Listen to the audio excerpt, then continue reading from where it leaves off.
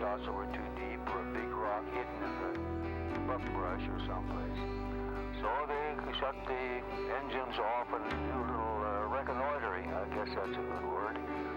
Anyway, they go down the hill and around and finally pick out a route they think they can make, and down the hill we come. That is, we start. Before we get down there, we've encountered a lot of mighty mean places. Hello there, and welcome to Weird Music on the Blumback channel. So of course we are diving back into Swans, aren't we? So yeah, a return to our series looking at all of the different Swans albums.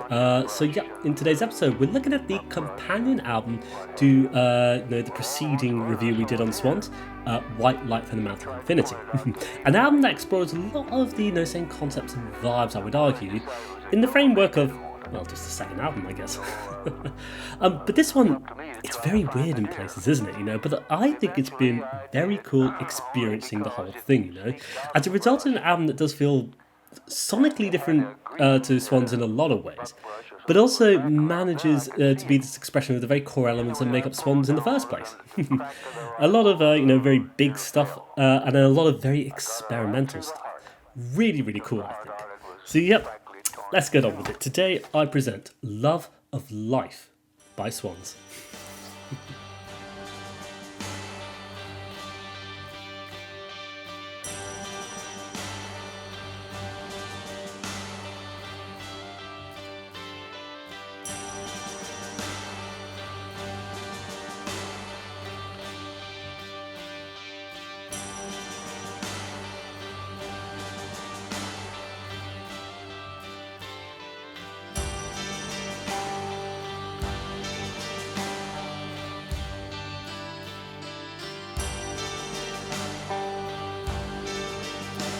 So, as we do on our videos on Swans, we ask, who were Swans?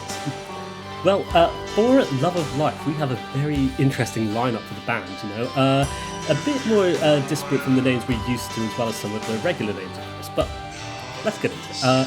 Starting, of course, with Michael Gira, performing vocals, guitar, acoustic guitar, samples, production, Steve artwork, concept and design, apparently.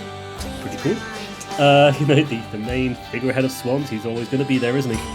And alongside of them, the one and only Jarboe, of course, performing vocals, keyboards, backing vocals, and mellotron. So, as this seems to be like the main core lineup of the band as we know as Swans. Alongside the two of them, though, a number of different musicians that kind of came and went during this era. We have one Clinton Steele performing guitar and acoustic guitar, as well as Aldous Kisses on bass guitar. On drums, we have one Vincent Signorelli, and then we get one Jenny Wade on the bass here. As well as Vincent, though, there was also Ted Parson on the drums, and then as well as Aldous Kisses and Jenny Wade, we had one Troy Gregory also on the bass guitar, and then also one Larry 7 on the bass guitar. But he also did the regular guitars as well, it seems.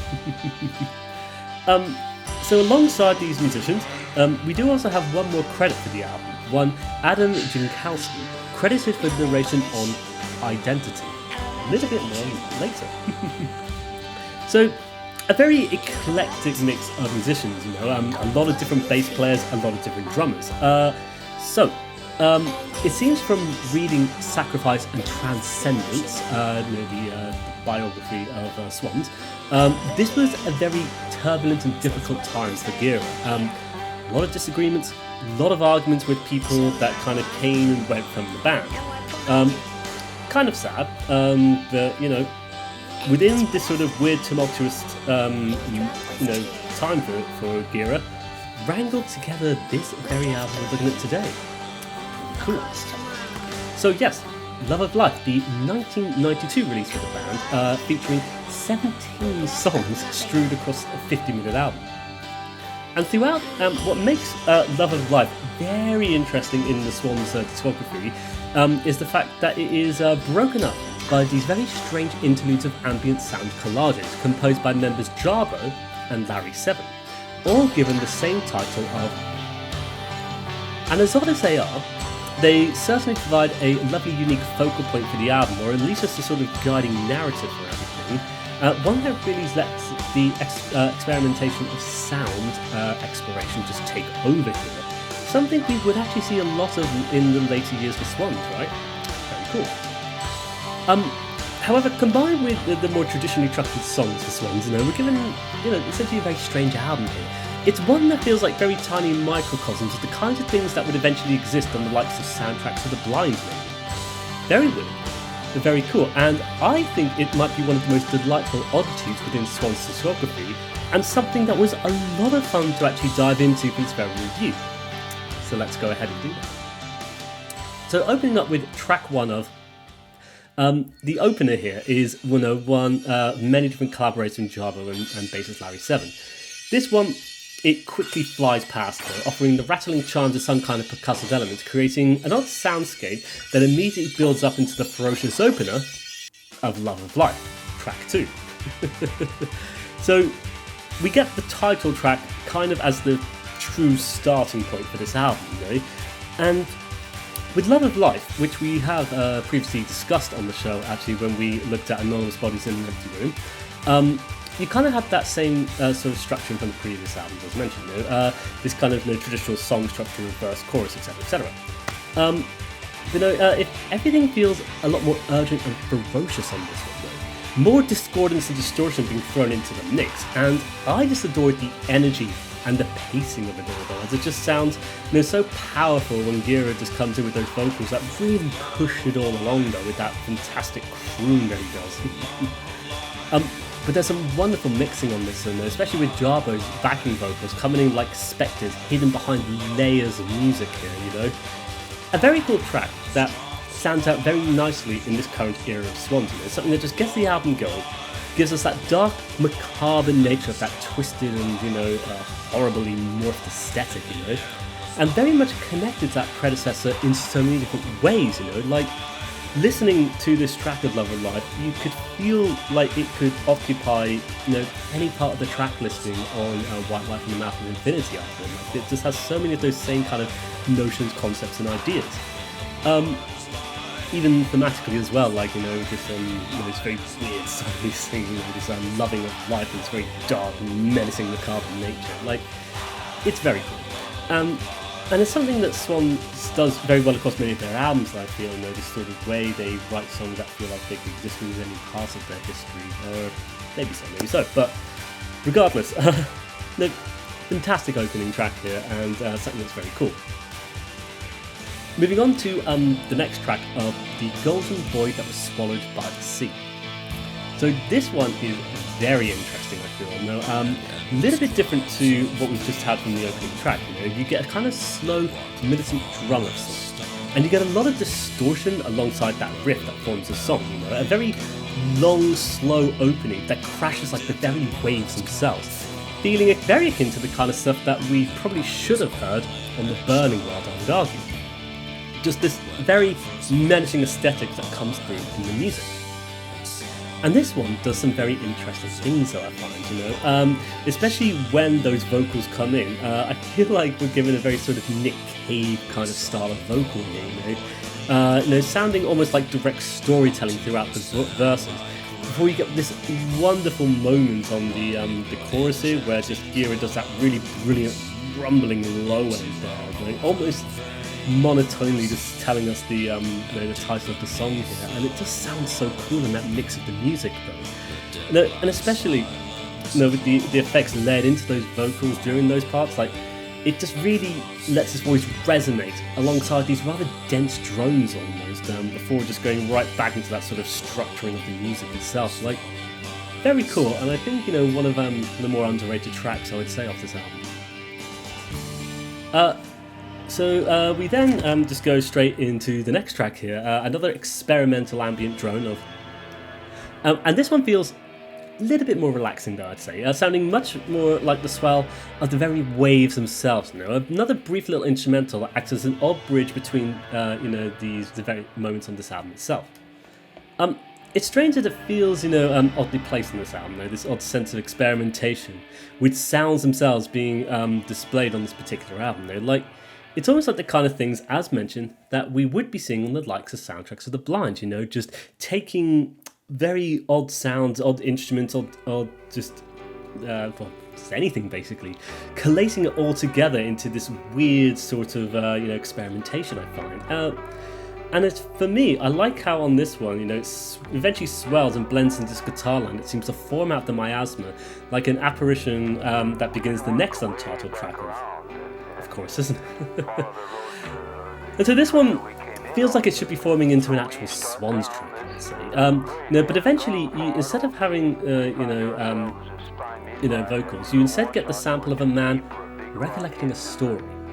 A strange story of a man out in the woods, hunting deer it seems, and nonchalantly kind of emphasising the mundanity of the story before ending on a very graphic and almost disturbing image. It's once again very dark and macabre of nature, and it's definitely in keeping with the album's aesthetic, especially on this front cover here. Kind of like a darker, twisted version of Disney films, maybe, is at least what came to mind here. Very weird, very interesting, I'd say. And it's odd as these intermittent experimental sections are very interesting in their own right, I feel, perhaps emphasising the theme of the album in different ways, as opposed to just the songs and the stories they tell. Like with these experimental ones, we really have to go on what they're making us feel, if that makes sense.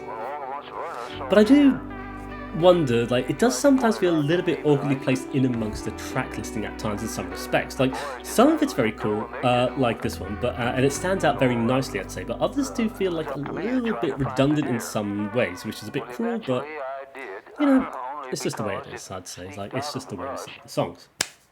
Anyway, moving along, we get The Other Side of the World.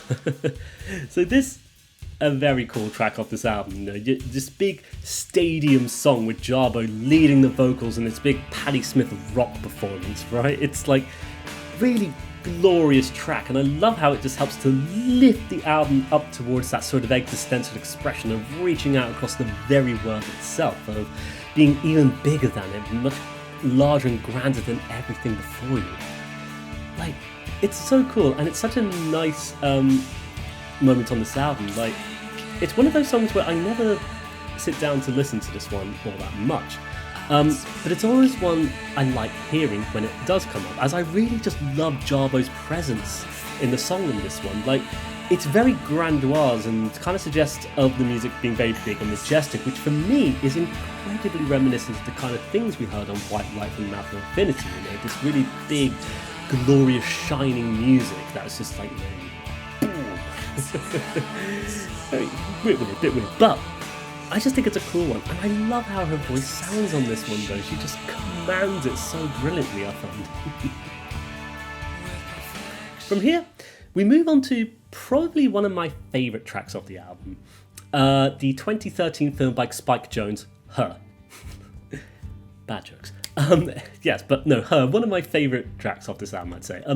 This one starts off rather quietly, letting the acoustic guitar build up that driving force before Gira just brings this beautiful little tribute to the one and only Jarboe.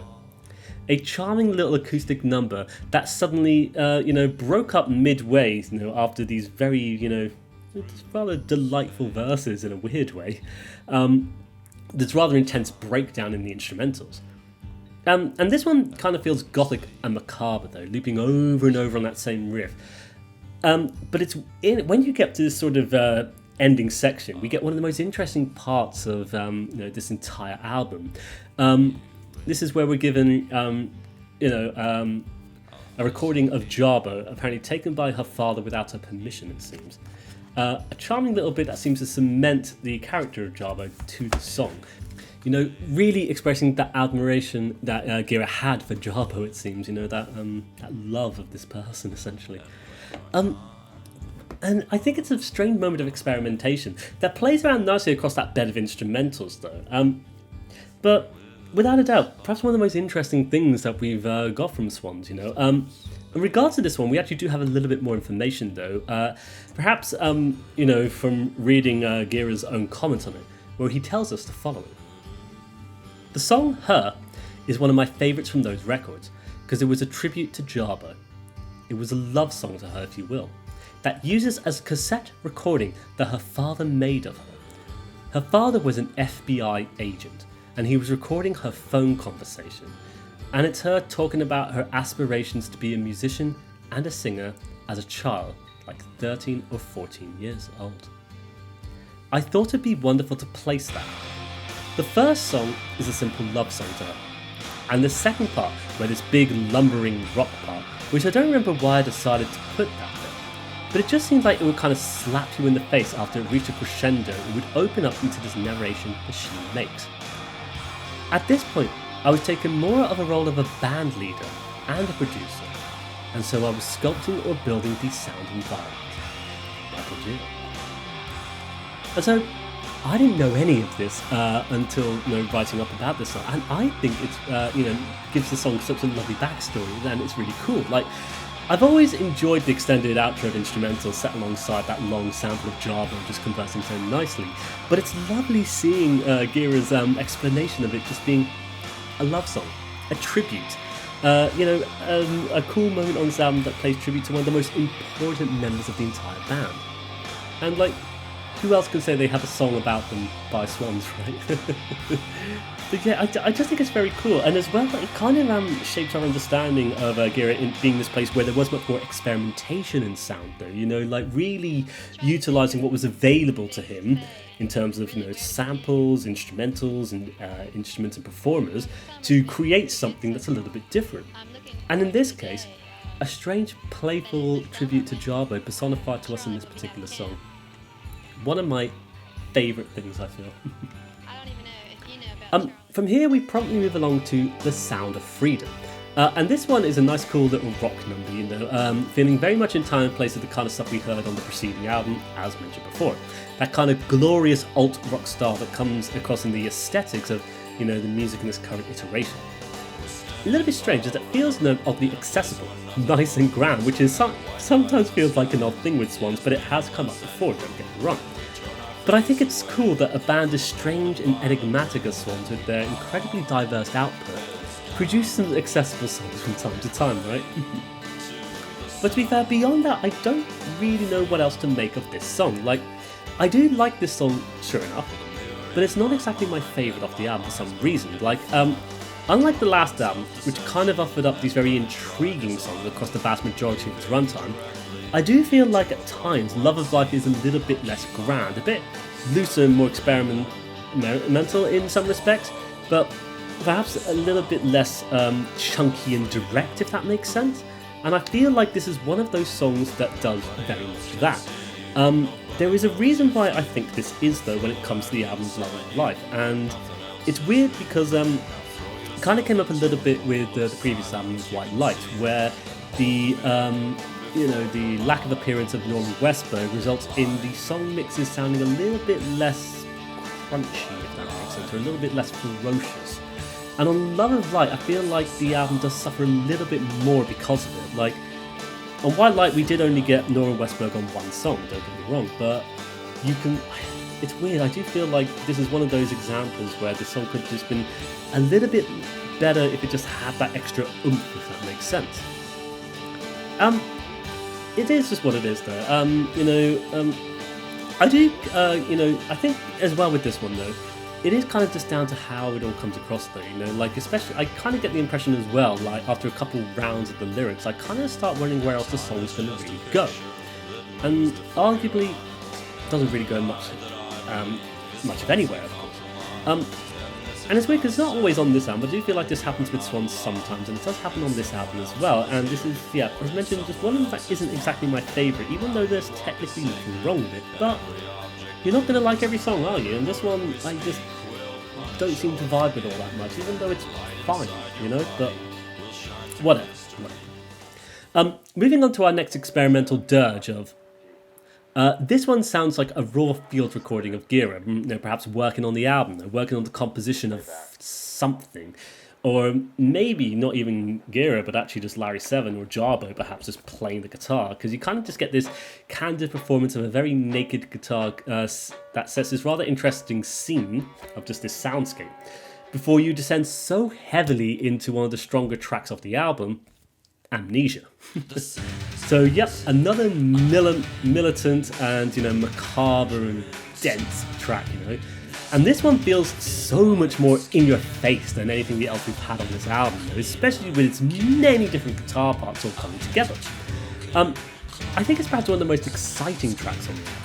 And it kind of deals with a lot of that very spooky negative imagery, the kind of stuff expressed to us in the very artwork of this album, of cute Disney characters bleeding and being on fire maybe. Less Bambi and more Watership Down, right?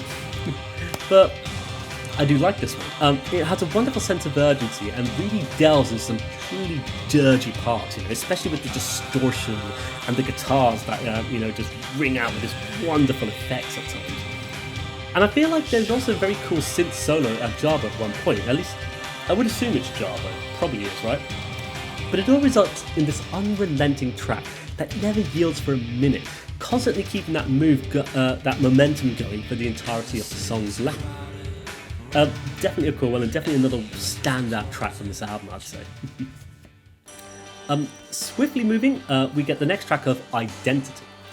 So this one just seems to play off the notions of the previous track, offering a very different beat and a lovely interplay between acoustic and electric guitars here. And it builds up quite nicely, and you get kind of I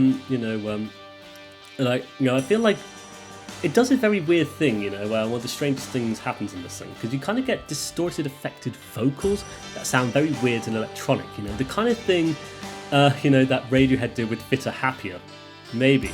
But this kind of has a greater emphasis on that alt rock style that the instrumentals are offering here. And I think as a result, it becomes one of the more engrossing tracks of this entire album. Like, it feels like this very weird little dance around the maypole, just kind of like this little folk number, which is offset by both distortion and experimentation.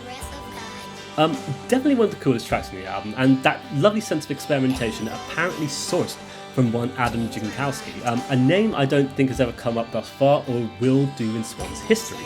But regardless, his contribution of spoken word here is incredibly cool, I have to say. And I just love how it all builds up with that sense of storytelling, and this is kind of the thing that comes up with the previous songs, with the way even Gira was presenting some things like Nick Cave style of telling stories with the music. And in here we have that with just telling, just spoken word. But I love how it's all offset by that dual guitar performance though, that keeps that momentum going, interpolating more tones and more textures across the song, resulting in something that is sonically fascinating, I find. Something so different to what we know from Swans thus far, but still incredibly cool.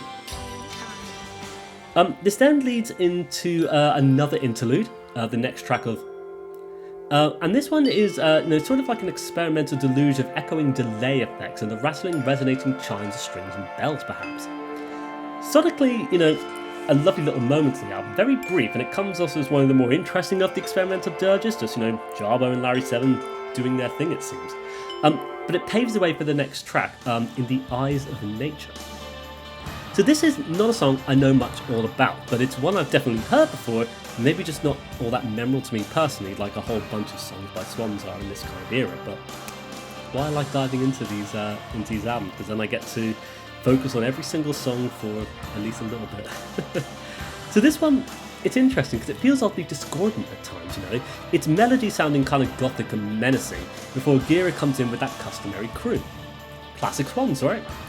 But he does some lovely vocal deliveries here, though, really emphasising certain words and travelling a tune alongside those instrumentals really nicely. And despite it not being all that memorable to me, it's definitely something I'm appreciating whilst trying to review it, because it does have lovely weighty heaviness to it as it swings back and forth across its many different refrains. And I like how heavy it sounds at times, you get some lovely distortion effects being captured for the song, alongside gothic pianos and ghostly vocals. And it's definitely a rather cool one, and perhaps one of my favourite things I've discovered from re-listening to it as a result of doing these reviews. Moving swiftly along onto the next track, we get She Cries for Spider. So from its opening, this is immediately a very different vibe, it feels, one that feels very apart from the aesthetic thus far, except maybe only hinted before in the terms of experimentation with sound, if that makes any sense.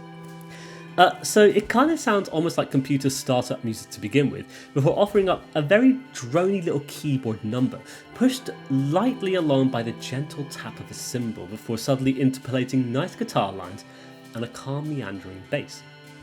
And it sets the scene for another Jarboe-led ballad. This beautifully sung song that kind of feels so charming and delightful, you know, the softer side of Swans that sometimes creeps its head every now and then. And it's kind of cool, because it kind of feels like it opens up so beautifully when the drums come in for the chorus part. Perhaps anyway, but I think it's very, just a charming little track here, you know, in amongst this dark, foreboding album, you know, scattered with experimental dirges. Perhaps, in a weird way, one of the more ordinary songs off this album? Maybe.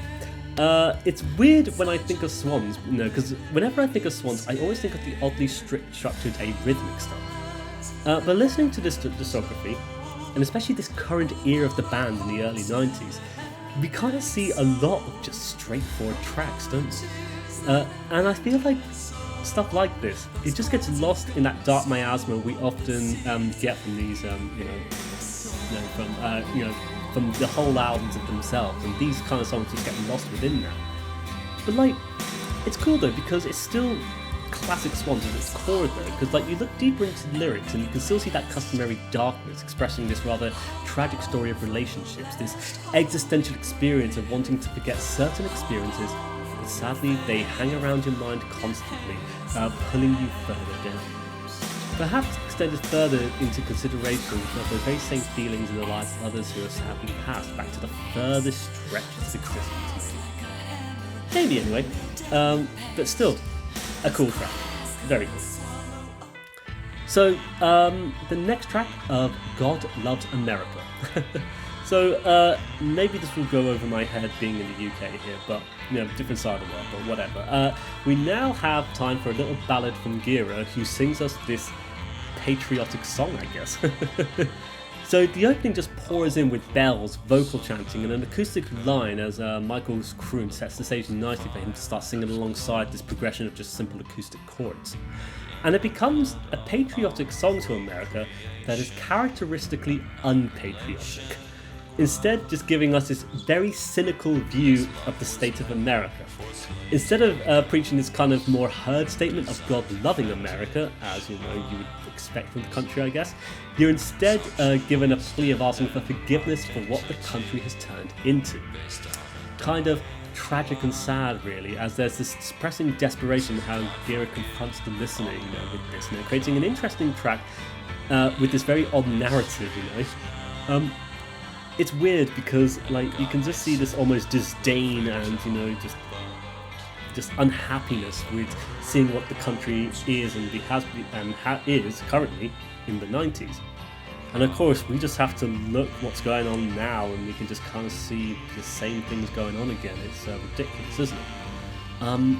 It's not just the same for America; it's the same for everywhere. Don't get me wrong. But it's interesting because this song really does open up nicely towards the end with this odd, glorious mantra of sorts in the vocals, you know. The way it's kind of backed up by a much heavier presence of instruments against the fading backdrop. Kind of like looking at everything being on fire, you know, the very album cover here, isn't it? You know, just even just falling apart under the flames. Weird, but very cool, I think, and kind of just like tucked away there on the album, isn't it? Moving on to the last ambient interlude of, we get what can only describe as children's piano, bells, a weird sample of someone saying "I love you," and the sound of something crying in the background, and the sound of kisses maybe. This, I have no idea what this is. It sounds like, to me, kind of like those weird experimental dirges you hear on the likes of Steep Gloss maybe, cassette wranglers taking, you know, just audio recordings of children's toys and children's television shows and creating these weird experimental tapestries that, you know, offer an unsettling vibe of children's aesthetics, you know, darkly presented to us in this incredibly weird tapestry of sound all coming together.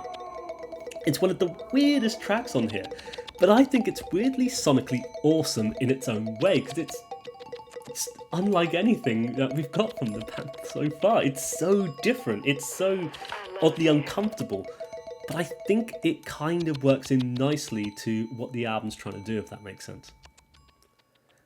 Moving along to the next track though, No Cure for the Lonely. So we get an immediate opener of an acoustic guitar just playing this charming little pattern of notes and chords before Gira just sings over the top of it all. And we're essentially given an acoustic track to close off the whole album, just the voice and the guitar, closing off what has been just an odd blend of experimental recordings and, classic dirges from Swans, right? Ending it in what I would argue is kind of like this post-credit scenes of Gira solitarily singing a song to himself, It feels oddly fitting, because you're kind of given this depressing expression of relationships of feeling empty and alone, ending on a rather powerful, paean from Gira singing, "How can I even breathe without you?" Interesting, as there's, a vagueness to the song perhaps, perhaps a reference to someone Gira grew up with maybe, who knows, but now they've drifted apart never to speak again, and how that's an incredibly depressing thing to consider.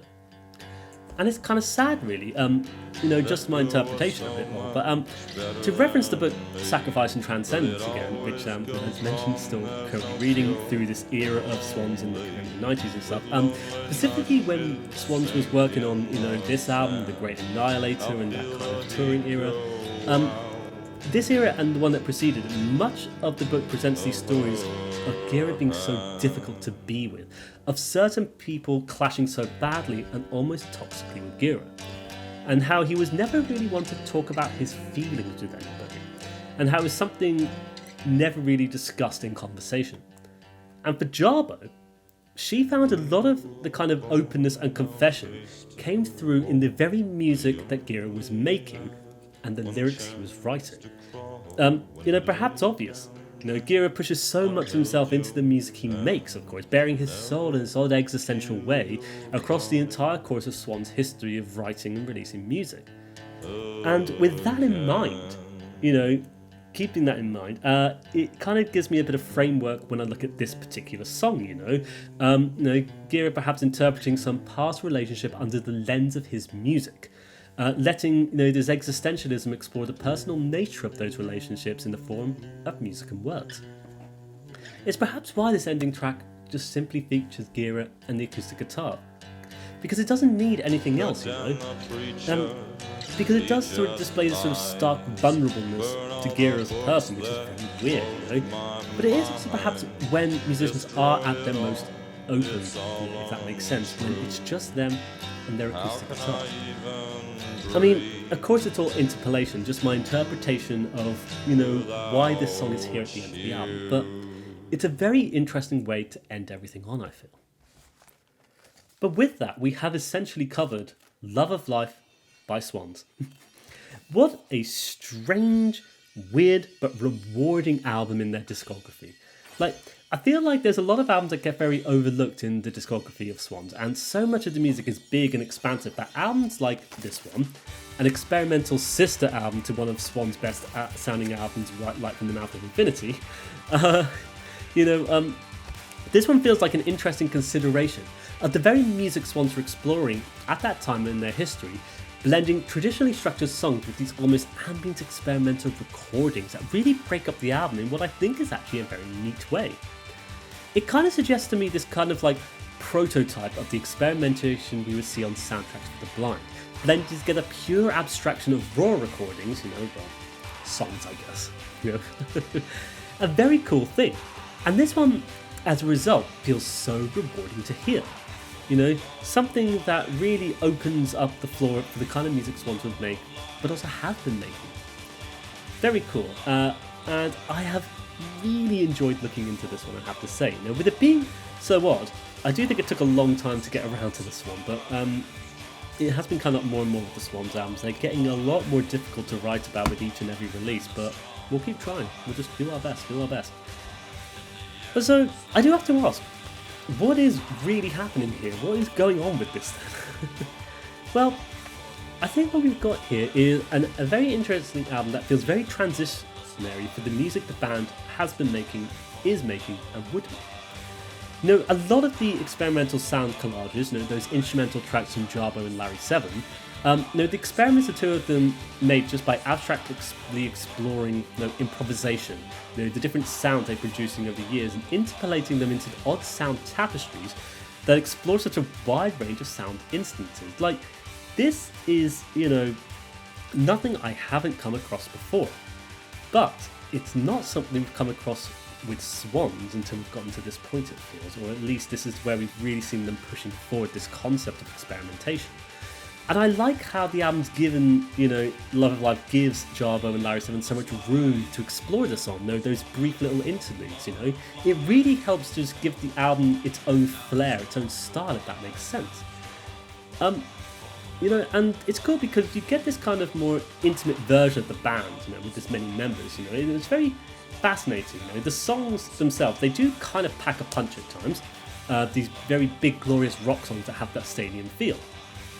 And then you get these experimental dirges that kind of just break up that flow, and you just get this very interesting sound collage of songs and experiments. I do have to say, though, as briefly mentioned, though, the lack of Nora Westberg does feel a bit more noticeable in this one. Like, it's not ruined the album in any way, don't get me wrong, but kind of like with the previous album of White Light in the Mouth of Infinity, I can't help but wonder how much bigger would those songs be if he was present on the recordings.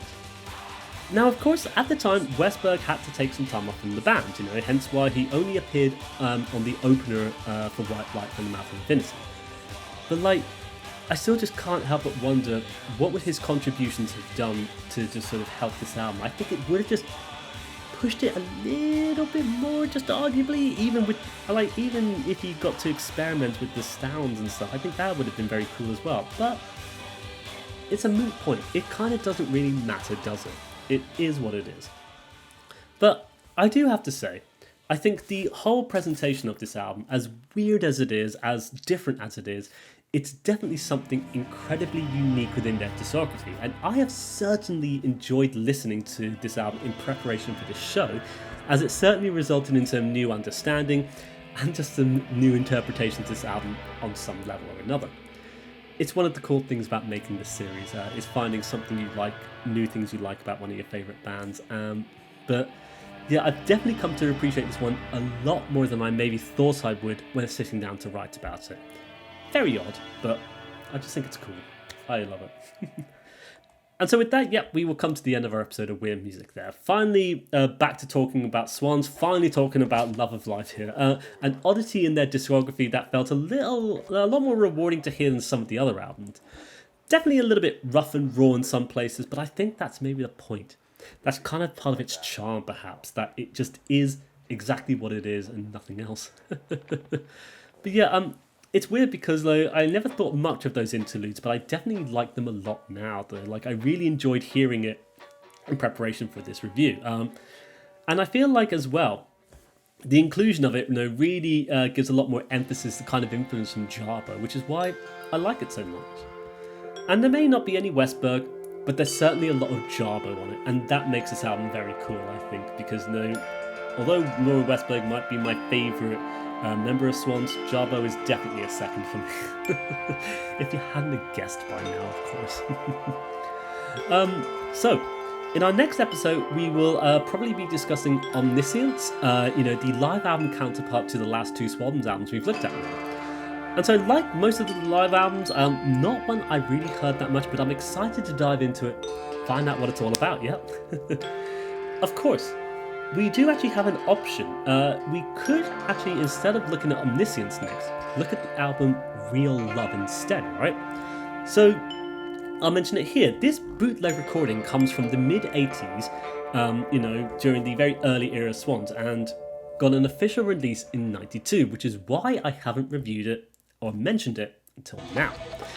So I'm going to have to see what you all think of that, because this chronology in Swans music history is something that's a little bit confusing to me, because it definitely existed back then in the 80s, but then it got re-released. I don't know, it kind of comes around now, so what do you guys think? Should we look at Omniscience? Should we look at Real Love? Should we look at both of them? I don't know. Tell me what you think. In any case though, we'll cover it at some point or another, but yeah, with that, I would like to thank you for watching today's episode of Weird Music. I hope you've enjoyed watching this one. I wish you all the best. Take care, and bye-bye for now. Bye-bye.